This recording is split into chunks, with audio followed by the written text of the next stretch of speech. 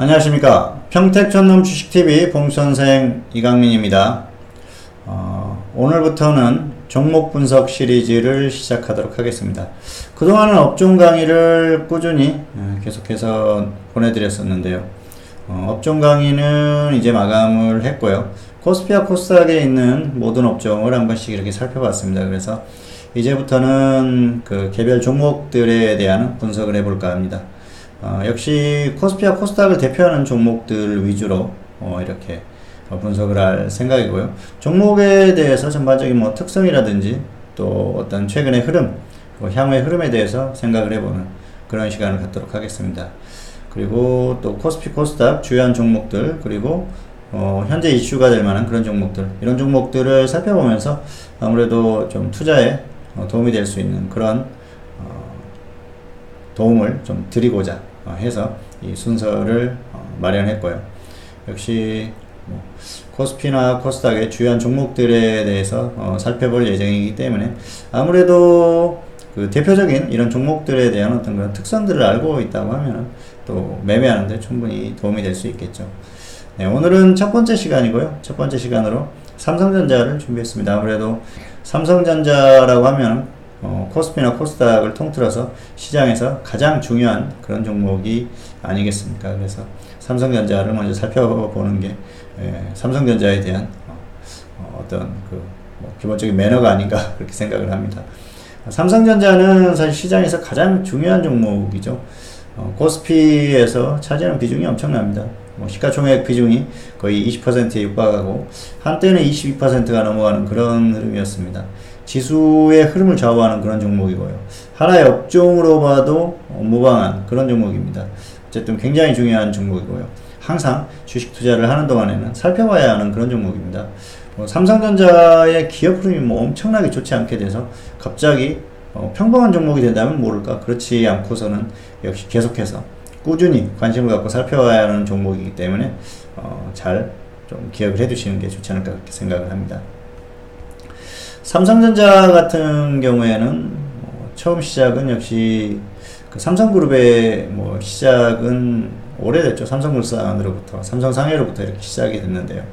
삼성전자는 1969년입니다. 삼성전자공업이 창립되면서 시작을 했죠. 그리고 지금 최근에 어떤 이 흐름을 만든 건 역시 1974년에 한국반도체를 인수하면서 어떤 반도체 쪽에 본격적인 출발을 알렸다고 이렇게 볼 수가 있겠습니다. 사실 삼성이 한국반도체를 인수하고 반도체 쪽에 뛰어들었지만 본격적으로 실적이 나오기까지 어마어마한 투자를 했습니다. 그래서 몇 년이 아니고요. 어마어마한 기간 동안 굉장히 많은 금액을 투자하면서 인내의 시간을 보냈었죠. 그래서 그런 시간들이 있었기 때문에 지금의 삼성이 있다 그렇게 볼 수가 있겠고요. 굉장히 재벌 기업이 아니었다면 좀 어려운 흐름이었을 수도 있다 그렇게 볼 수가 있겠습니다. 그리고 1984년에 삼성전자로 상호를 변경하고요. 지금까지 유지를 하고 있습니다. 초기의 사업은 역시 백색가전이었습니다. 브라운관을, 흑백 브라운관을 만들면서 또 출발을 했었던 그런 흐름이고요.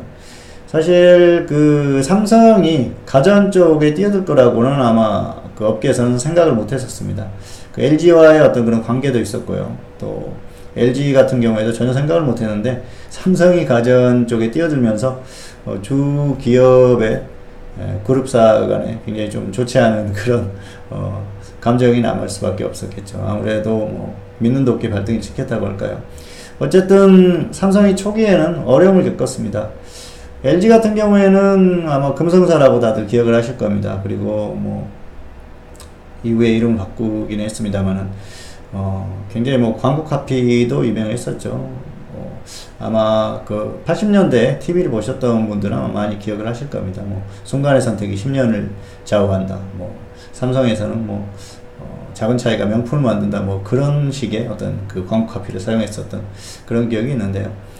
어쨌든 그 삼성이 가전에 뛰어들고 나서 한참 이렇게 LG를 따라잡지 못하는 흐름이었었는데 1990년대에 들어서면서 LG의 어떤 그 기업 그 내부적인 문제도 있었고요. 삼성 쪽에서 굉장히 노력을 많이 했죠. 그래서 그 많이 따라잡은 그런 흐름이었습니다. 그리고 특히 이제 냉장고 같은 경우에는 지폐를 출시하면서 굉장히 그 센세이션을 일으켰다고 할 수가 있습니다.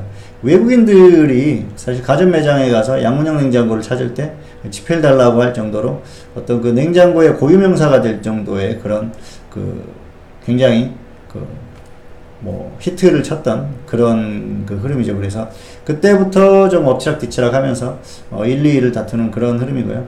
지금은 LG와 LG전자와 삼성전자가 글로벌 가전업계 1, 2위를 다투는 기업입니다. 굉장한 일이죠. 정말 이 조그만 나라에서 엄청난 일들을 해냈다 그렇게 할 수가 있겠습니다. 그리고 삼성 같은 경우에는 역시 반도체 분야에서 엄청난 흐름을 보이고 있죠. 백색 가전으로 시작해서 스마트폰으로 엄청난 불꽃을 튀었지 않습니까? 스마트폰 판매량 세계 1위를 뭐 지금도 유지를 하고 있습니다만은 이제 뭐 1위에서 2위 왔다 갔다 합니다만 어쨌든 그런 흐름을 보였었고요. 그리고 사실 스마트폰으로 마지막 불꽃을 튀었다 생각하는 그런 흐름이었었는데 반도체 쪽에 어떤 그 슈퍼사이클이라고 하죠. 엄청나게 좋은 흐름이 나오면서 다시 한번 엄청난 불꽃을 튀고 있습니다. 그리고 이런 흐름이 당분간은 좀 이어질 가능성이 높습니다. 실적이 계속해서 폭발적으로 늘어난다기보다는 이제 어느 정도 이 좋은 흐름을 계속 유지할 가능성이 높다는 것이죠. 지금 반도체 같은 경우에는 역시 글로벌 투자 그 기관에서 좋지 않은 리포트를 제출하기도 했습니다만 이 지금 당장에 아주 흐름이 나빠지거나 그런 상황은 아니고요. 이제 정점에 왔다는 것이죠. 뭐 그럴 가능성이 높기는 합니다. 그렇지만 이런 흐름을 당분간 유지할 가능성이 높은 게 역시 4차 산업혁명이라든지 이런 쪽에 메모리 반도체의 수요가 엄청나기 때문에 굉장히 좋은 흐름을 유지할 가능성이 높습니다. 삼성전자가 2018년 현재 그 반도체 분야 세계 1위 그 매출 기업으로 올라섰지 않습니까? 그리고 SK하이닉스가 3위 이렇게 하고 있는데요. 정말 엄청난 일이 아닐 수가 없습니다. 그래서 좀 자랑스러운 그런 그 기업이다 생각할 수가 있겠습니다. 하지만 이제 주가의 어떤 그런 흐름 측면에서는 역시 고점을 기록했지 않나 생각을 합니다. 작년에 고점을 기록한 이후에 쭉 계속해서 좀 그 추세적으로 계속 돌파하지 못하는 그런 흐름인데요. 이런 흐름은 사실 그 주식시장 이런 내적인 측면뿐만 아니고 여러 가지 이제 복합적인 요인들이 섞여 있는 부분이기 때문에 다시 한번 그 강하게 끌고 가기는 좀 어렵다 그렇게 보고 있습니다. 하지만 역시 기업의 어떤 흐름이나 이런 것들은 향후에도 좋은 흐름을 보일 가능성이 상당히 높습니다. 그리고 이 흐름을 이어가서 어떤 그 더 좋은 흐름을 보이느냐는 향후에 어떤 그 미래 먹거리를 어떻게 찾느냐 뭐 그런 것들이 또 결정을 하겠죠. 하지만 당분간은 좋은 흐름이 나올 가능성이 상당히 높다. 뭐 그 정도로 생각하시면 될 것 같고요. 그리고 역시 주식 투자를 하는 동안에는 계속해서 삼성전자를 살펴볼 수밖에 없습니다. 지수를 움직이는 종목이기 때문에 이 종목을 보지 않고는 시장의 흐름을 간파하기가 힘들겠죠. 그래서 항상 관심을 갖고 지켜보자. 뭐 이렇게 말씀드릴 수가 있겠습니다. 자, 조금 더 자세히 한번 살펴보도록 하겠습니다.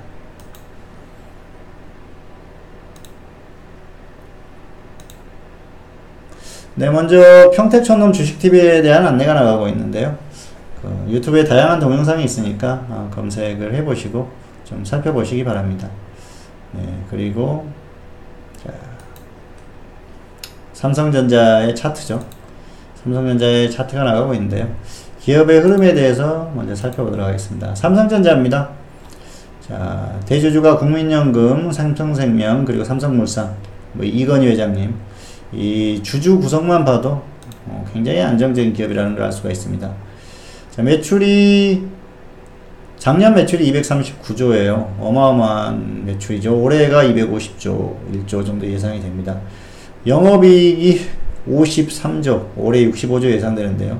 영업이익률이 25%, 뭐 엄청난 이런 그 흐름이죠. 그리고 역시 뭐 당기순이익도 엄청납니다. 그리고 역시 뭐 자본총계라든지 이런 것들. 그리고 우리가 이제 그 대부분 투자자들이 흔히 보는 펄을 많이 보지 않습니까? PER. 작년에 PER이 0.17이었어요. 올해 뭐 6.57 이 정도로 예상이 됩니다만은 굉장히 낮은 수준이죠. 그리고 흐름 자체가 굉장히 좋습니다. 자, 시가총액을 보면은 뭐 어마어마한 기업이라는 걸 알 수가 있죠. 300조가 넘습니다. 굉장히 안정성이 뛰어난 기업이고요. 자, 한번 쭉 보시면은 좋은 기업이라는 걸 알 수가 있습니다. 부채가 뭐 별로 되지 않죠. 사실 뭐 부채가 필요 없는 기업이죠. 워낙 그 쌓아놓은 자금이 많습니다. 현금이. 이익잉여금이 230조. 어마어마하지 않습니까? 그래서 이 이익잉여금만 가지고서도 웬만한 기업들의 몇십 개에 해당되는 그런 그 대기업들에 해당되는 그런 이익잉여금을 쌓아놓고 있는 그런 좋은 그런 기업입니다. 그리고 뭐 부채도 많지 않고요. 꾸준히 좋은 실적이 나오고 있습니다. 다만 이런 부분이 이제 폭발적으로 더 성장하기에는 좀 한계가 왔다 그렇게 보는 것이죠. 그래서 어떤 그런 부분을 인식을 하고 생각하시면 될 것 같고요. 향후에 역시 당분간의 흐름 자체는 반도체가 결정할 겁니다. 결국은 스마트폰 쪽에서는 이제 수익성 측면에서 아주 크게 좋아지기는 어렵기 때문에 유지하는 선이면 만족할 수준이고요. 역시 반도체 쪽에서 지금의 좋은 흐름을 유지하느냐 그런 것들이 관건이 되지 않을까 생각을 합니다. 사실 이 영업이익을 보면은 폭발적으로 늘었지 않습니까? 이런 것들이 반도체의 힘이다 그렇게 보시면 될 것 같고요. 역시 메모리 반도체에 대한 어떤 그 시장의 엄청난 수요 이런 것들이 이런 흐름을 만들고 있습니다. 자, 그리고 이 주가의 흐름을 보면요, 작년 11월이 고점이었어요. 고점 이후에 계속해서 조정을 받고 있습니다. 하락하고 있습니다. 자, 이전의 흐름이 상당히 중요하죠. 주가의 흐름이 더 계속하기 힘들다고 보는 게 사실 이런 흐름이에요. 삼성전자의 주가는 사실 조금 인위적인 면이 있었습니다. 이전에 반도체 폭발적인 실적이나 이런 것들이 부각되기 시작한 게 2017년이 넘어서면서부터입니다. 그런데 이전부터 주가의 흐름이 조금 인위적인 흐름은 있었죠. 2014년에 이건희 회장님이 쓰러지고 나서 그 이후에도 이 주가의 흐름들이 조금 오히려 계속해서 버티는 그런 흐름이 났었는데 이런 것들이 약간 인위적이라고 할 수가 있고요. 작년에 이런 흐름들은 뭐 어마어마하게 정말 계속해서 주가를 끌고 가는 그런 흐름 정도로 볼 수가 있습니다. 그래서 이게 어떤 시장의 고유한 흐름과 연계됐다고 보기는 어렵고요. 왜냐하면은 당시에 주가가 이렇게 상승하는 동안에도 외국인들의 매도가 지속됐다는 것이죠. 그리고 이 주가를 상승시키는 주요한 원인이 자사주 매입이었다는 겁니다. 그래서 시장의 흐름을 계속해서 이 종목에 대한 흐름을 관찰했을 때는 주가가 하락할 만한 구간에서도 상승하는 흐름이 나왔는데 그게 자사주 매입이라든지 이런 어떤 뉴스 이런 것들로 상승을 시켰다는 것이죠. 그래서 이런 부분이 상당히 인위적이었다. 그리고 고점을 기록하고 지금 하락하고 있지 않습니까? 그렇기 때문에 어떤 한 번의 큰 사이클이 끝났다 그렇게 보시면 될 것 같습니다. 그리고 최근 고점 이후에 하락하고 있는 이 흐름에서 수급 자체가 좋지가 않습니다. 외국인들이 계속 매도하는 흐름이 나오고 있습니다. 그리고 최근에 반등이 조금 나오는 이 구간에서 외국인들이 다시 매수를 조금 하고 있습니다만은 이런 흐름은 단기에 매수가 약 7천억 정도 들어왔습니다만은 단기에 너무 급하게 들어왔다는 것이죠. 그렇게 봤을 때는 추세적인 흐름을 보고 접근을 하는 그런 흐름은 아니다. 단기에 이렇게 큰 자금이 짧은 기간에 들어왔다는 건 단기 상승을 보고 들어왔다고 볼 수가 있는 것이죠. 그래서 이 흐름을 계속해서 끌고 가거나 이 삼성전자의 주가가 계속해서 상승한다고 보기보다는 단기 흐름 정도로 보고 들어왔다.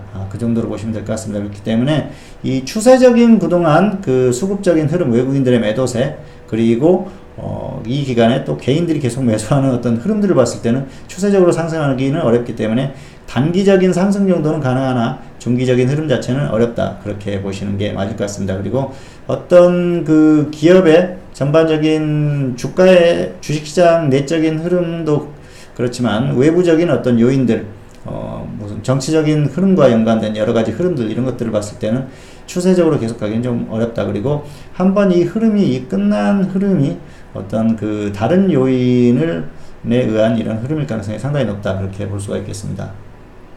그렇기 때문에 주가의 중장적인 상승 추세는 이제 끝났다. 그렇게 보시는 게 맞을 것 같고요. 뭐 여기에서 어떤 특별한 엄청난 호재가 나오지 않으면 강하게 계속해서 상승하기는 좀 어려운 흐름이 아닌가 그렇게 생각을 합니다. 자, 수급을 한번 보실까요?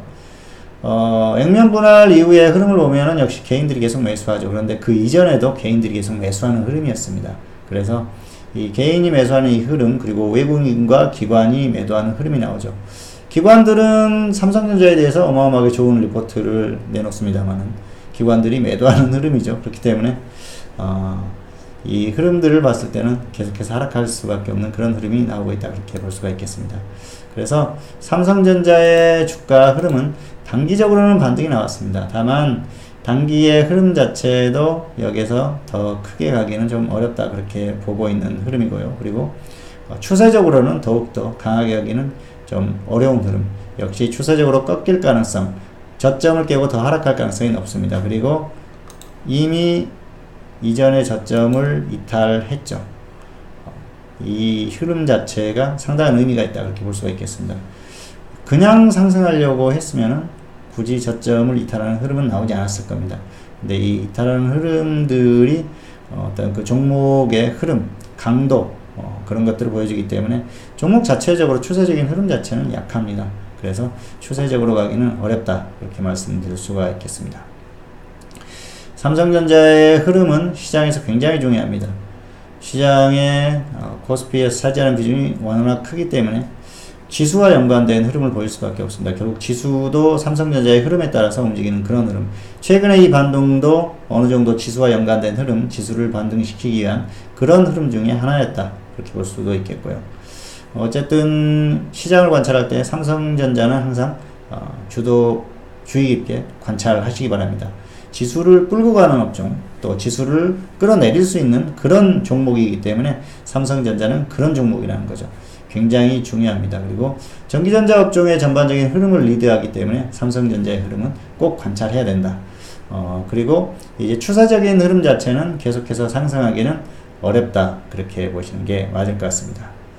네, 오늘은 삼성전자에 대해서 전반적으로 살펴봤습니다. 삼성전자의 어떤 특징, 지수와 연관된 흐름을 보이는 종목, 지수를 파악할 때 굉장히 중요한 종목이라는 걸 인식을 하시면 좋을 것 같습니다. 그리고 삼성전자의 어떤 그동안의 흐름, 그리고 주가가 상승할 수 있는 그런 요인이었었던 어떤 그런 요인들이 이제는 더 강하게 계속해서 나오기는 좀 어렵다는 것입니다. 그리고 역시 미래 먹거리에 대한 그런 고민들을 좀 해볼 필요가 있을 것 같고요. 그리고 삼성전자를 매매하는 외국인들이 추세적으로 들어오기 위해서는 한국 시장이 과연 추세적으로 갈 수 있는 시장인가, 그것에 대한 고민을 해볼 필요가 있습니다. 그런데 그 흐름에 있어서는 역시 한국 시장이 추세적으로 상승할 만한 시장은 아니다 그렇게 보고 있습니다. 그렇기 때문에 외국인들의 매수가 추세적으로 들어오기 어렵고요. 삼성전자에 대한 매수도 추세적으로 들어오기 어렵다고 생각합니다. 그런 부분이 있기 때문에 추세적인 하락 가능성이 높다 그렇게 판단을 하는 것입니다. 네, 오늘은 삼성전자에 대해서 전반적으로 살펴봤습니다. 부족한 내용이지만 향후에 시장을 보는 그런 흐름이나 또 종목을 보는 흐름에 참고하셨으면 좋겠고요. 다음 시간에 다른 종목으로 다시 찾아뵙도록 하겠습니다. 감사합니다.